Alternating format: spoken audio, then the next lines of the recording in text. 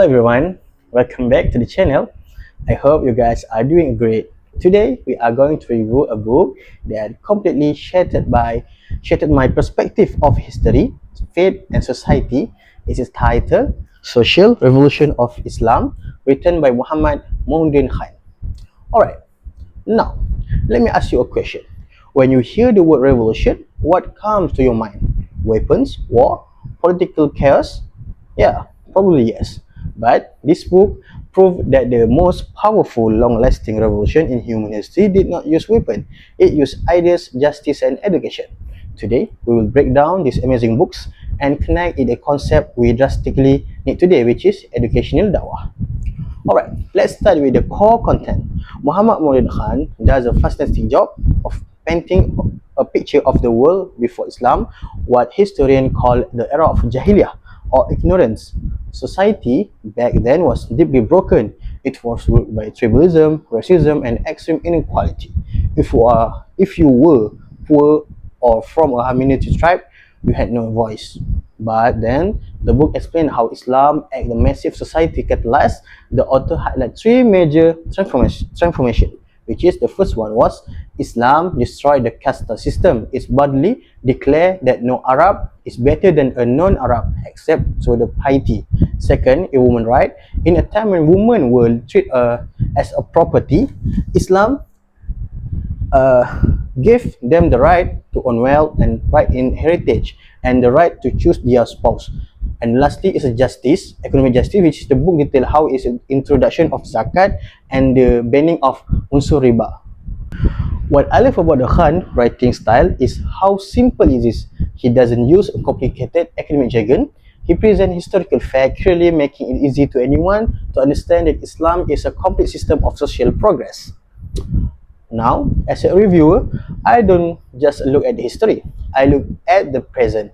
How does this book apply to us today? The answer is through education dakwah or dakwah pendidikan.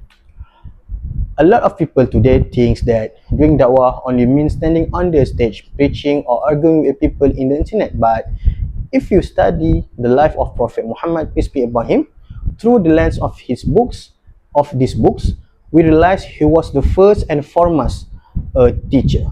Think about it. The very first word revealed to him in the cave of Hira wasn't pray or fight. It was Iqra, which means read. This means the entire Islam society revolution started with literacy and education. Therefore, if we want to fix our modern society today, our da'wah must shift in focus toward education. We cannot fix people's behavior if we do not first educate their minds.